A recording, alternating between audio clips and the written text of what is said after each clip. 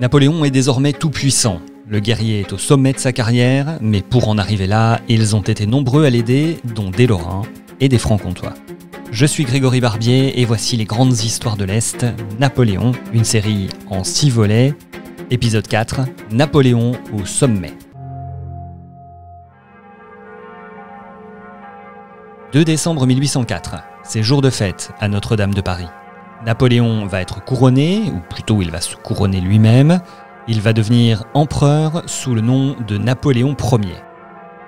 15 000 invités, dont le pape, 3 heures de cérémonie avec 400 exécutants pour jouer la messe et le Te Deum de Paisiello notamment. On est clairement sur une inspiration royale, même s'il se trouvera quelques opposants pour dénoncer le coût exorbitant de la cérémonie, Napoléon est au sommet. Pour le rester, il compte bien renforcer son autorité avec, notamment comme moyen, la propagande et la censure.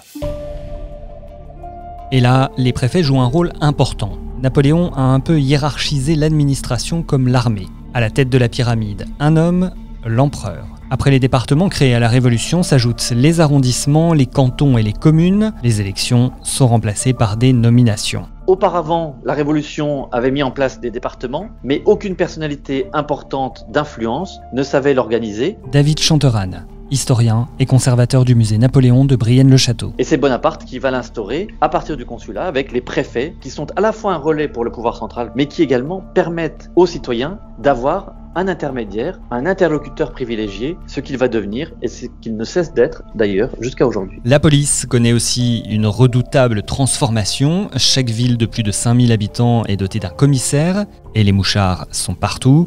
En 1810, Napoléon Ier rétablira les prisons d'État destinées à recevoir des individus accusés de crimes politiques ou d'espionnage par exemple, mais qu'on ne peut pas juger faute de preuves.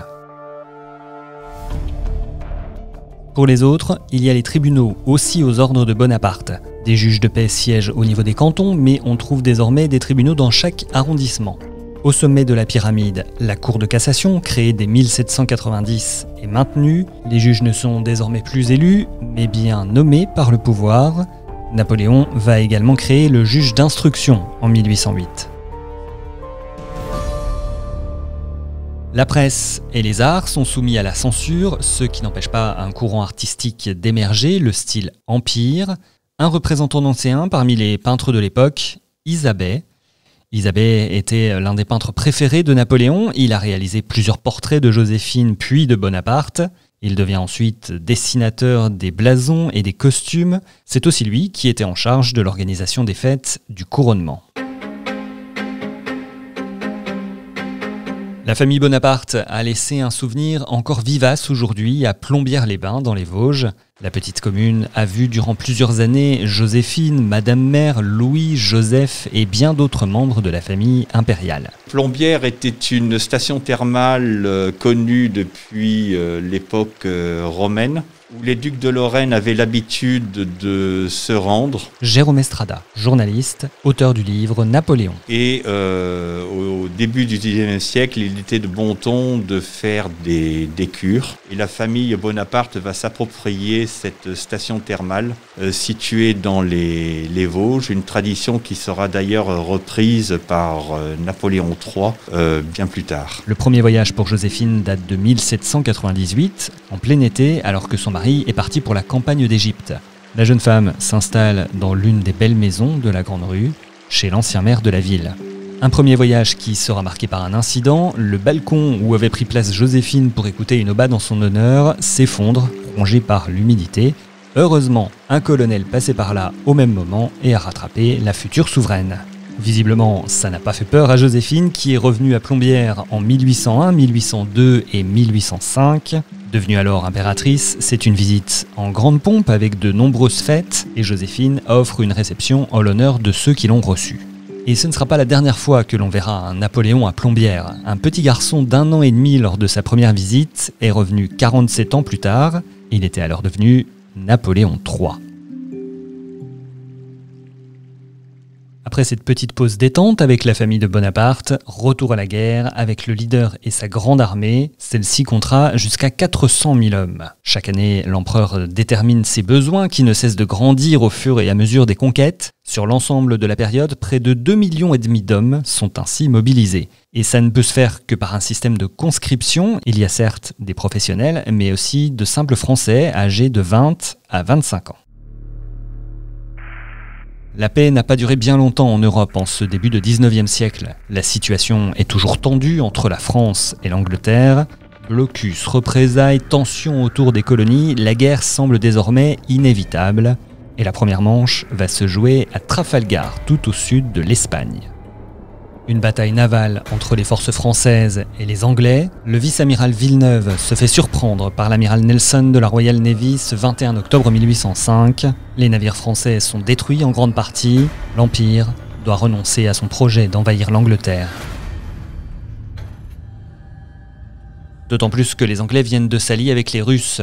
Nous sommes au printemps 1805, c'est le début de nouvelles grandes manœuvres militaires dans toute l'Europe. Le point d'orgue, ce sera la bataille d'Austerlitz, aujourd'hui en République tchèque. Une victoire mythique, suffisamment importante pour qu'avec le fer des canons ennemis, on érige une colonne à la gloire de l'empereur, place Vendôme, à Paris. Les guerres, puis les différents conflits dirigés par Louis XIV, puis Louis XV, n'ont pas permis finalement de s'impliquer. À la différence, justement, des batailles de la Révolution, du Consulat et de l'Empire, qui ne sont rendues possibles que par un élément très important qui est la conscription. Ça veut dire que lorsque vous avez 18 ans, vous êtes appelé sous les drapeaux et vous devez servir votre pays. Et cet élément-là montre bien que la population est directement impliquée. Les campagnes militaires sont expliquées, racontées par ce qu'on appelle notamment le bulletin de la Grande Armée, qui est diffusé dans toutes les campagnes et qui permet de suivre le parcours du fils, du père ou des cousins qui sont envoyés sur les champs de bataille à travers l'Europe. Ça a permis à des générations entières d'être marquées par ces épisodes et en particulier par des grandes batailles comme Austerlitz. Donc c'est rentré dans l'imaginaire collectif et ça on le doit à l'implication des populations, ce qui n'était pas le cas auparavant. Suivront des victoires du côté de Berlin et puis la difficile campagne de Pologne. Napoléon s'installe à Varsovie et finit par vaincre l'armée du Russe Alexandre Ier en 1807 après plusieurs mois de combat. Alors vous allez me dire, ce sont les grandes histoires de l'Est, il est bien gentil de nous parler des victoires de Napoléon, mais quel rôle ont joué nos régions là-dedans ? Eh bien, un rôle plus important que ce que vous imaginez sans doute. Certains noms de militaires qui accompagnent Napoléon, vous les connaissez forcément.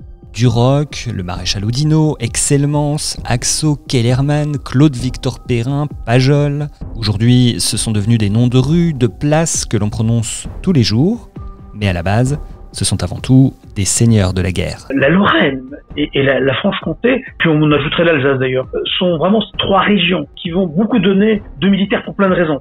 Vraiment, nos régions, Lorraine et Franche-Comté, sont celles qui vont donner beaucoup de soldats déjà et beaucoup après d'officiers et de maréchaux. Le Nancéien Antoine Drouot par exemple, dont Napoléon fera l'éloge à la fin de sa vie. Chef de bataillon à l'état-major de la Grande Armée, il jouera un rôle déterminant à Wagram en pilonnant les Autrichiens avec une centaine de canons. En 1813, il est choisi comme aide-de-camp de l'empereur et il restera fidèle à Napoléon jusqu'à la fin. Pourquoi j'ai un petit attachement pour Drouot, qui lui pourtant n'est pas maréchal, contrairement à des Oudinot, Victor et Ney. Thierry Chauffat, président des Vosges napoléoniennes et maître de conférences en sciences politiques. D'abord parce que sa carrière commence plus lentement peut-être que les autres, qu'il a peut-être pas eu de chance. En fait, il est sous les yeux de Napoléon à partir de 1809 seulement. Et pourquoi je parle de Drouot ? Parce que pour moi, Drouot, c'est l'homme. Certes, c'est un général d'artillerie, c'est un savant aussi, hein. Mais l'homme est plus important que le militaire. C'est quelqu'un de modeste, de pieux, d'effacé, de généreux. C'est quelqu'un qui vraiment est prêt à tout donner, et pour son empereur, et pour sa patrie, et pour sa famille, et pour ses proches, et pour ses soldats. Drouot, il est aussi célèbre à Nancy, hein. Il a sa statue, place Canocourt-Léopold, que tout le monde peut voir. Je vous parlais aussi de Géroud Duroc, qui a donné son nom à la place principale de sa ville natale, Pont-à-Mousson. Là aussi, sa fidélité et son dévouement à Napoléon ont été exemplaires. Il a connu le futur empereur dès l'épisode de Toulon et l'a accompagné en Italie, en Égypte, et il était partie prenante du coup d'état du 18 Brumaire. Devenu homme de confiance de Bonaparte, il a aussi dirigé sa police privée et de nombreuses missions diplomatiques délicates. Touché par un boulet russe, il est mort en 1813 et si sa dépouille est aux Invalides à Paris, son cœur repose au cimetière de Pont-à-Mousson. Duroc, c'est un proche. Il n'est pas sur les champs de bataille comme Ney, il n'y a pas de grande charge de Duroc, mais c'est un intime de Napoléon. C'est quelqu'un qui vit jour après jour à côté de lui. Les Lorrains et les Francs-Comtois ont toujours été très présents à l'armée impériale et puis très présents aussi autour de Napoléon. On a également le général Axo, dont on disait qu'il était le Vauban de cette époque. François-Nicolas Benoît Axo est né à Lunéville en 1774 et s'il a laissé son nom dans l'histoire, c'est parce qu'il est intervenu sur de nombreux ouvrages fortifiés, dont celui de Belfort. Il va aussi réorganiser les casemates des soldats, ces sortes de bunkers qui vont désormais prendre son nom. On pourrait aussi s'étendre sur le parcours du Bisontin Pajol, légende de la cavalerie. On pourrait parler de Claude-Victor Perrin, ce Vosgien qui, simple grenadier en 1792, est devenu maréchal 15 ans plus tard. Et puis, on pourrait revenir sur la carrière d'Oudinot, le maréchal meusien aux 35 blessures. Mais on va juste s'arrêter quelques instants sur l'un des maréchaux de Napoléon qui tient encore aujourd'hui une place à part, Michel Ney. Ce fils de tonnelier lorrain est l'un de ceux qui aura le plus de panache et de bravoure durant cette épopée napoléonienne, un fonceur qui ne craignait pas de mener les charges. Il faut se rappeler qu'il naît en territoire qui n'est pas français lors de sa naissance, comme d'ailleurs Napoléon qui était né en Corse. Eh bien, ils montrent et sont des exemples probants d'une certaine intégration. David Chanteran. Et donc, lorsque Ney va charger ensuite à la tête de ses troupes par son dynamisme, par sa volonté et en faisant des miracles sur certains champs de bataille, eh bien, Ney montre à la fois son courage et son abnégation. Et cette particularité géographique du Grand Est de la France, que sont des territoires qui ont été sans cesse envahis à différentes reprises par les troupes notamment prussiennes et allemandes plus largement, ils se sont sentis encore plus patriotiques dans l'esprit que ne l'étaient leurs contemporains. Ce qui explique que Ney, lorsqu'il a été exécuté comme étant un traître à la royauté, lui a affirmé ses convictions républicaines et a dit « Bon, bien sûr, je pourrais faire valoir que j'étais né dans un territoire qui est maintenant redevenu étranger et que de cette manière, je pourrais être laissé libre. Mais j'affirme mes convictions et quelle que soit l'issue du procès qui m'est intenté, je serai jusqu'au bout un bon républicain. » Et c'est ce qu'il va faire. Donc, son sacrifice, son sens de l'honneur lui rendent gloire et d'une certaine manière, il est le grand personnage peut-être qu'il faut mettre en avant parmi tous ceux que vous avez cités. La Lorraine sera aussi connue pour être une destination pour les prisonniers. 12 000 sont répartis entre Nancy, Lunéville, Pont-à-Mousson et Verdun. La ville meusienne se transforme d'ailleurs en gigantesque prison anglaise. Ces derniers s'installent, organisent des bals, des compétitions sportives et animent comme ça la vie publique verdunoise.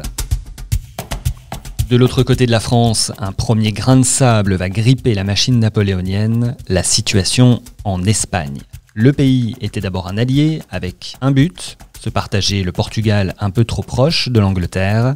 Mais quand les troupes françaises vont s'installer dans le pays et que Napoléon va placer son frère à la tête de l'Espagne, la situation va s'envenimer. Les affrontements dureront 5 ans, de 1808 à 1813.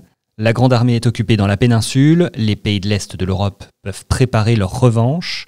Ce sera bientôt l'heure de la campagne de Russie qui verra la chute de Napoléon. Mais ça, c'est pour le prochain épisode. C'était le 4e volet des grandes histoires de l'Est consacré à Napoléon, une série en 6 épisodes. Pour l'écrire, je me suis basé sur le livre Napoléon de Jérôme Estrada aux éditions Est Républicain, Républicain Lorrain, Vosges Matin. Retrouvez-nous sur Apple Podcast, Podcast Addict, mais aussi sur Spotify et Deezer. Et rendez-vous pour l'épisode 5, la chute de l'empereur.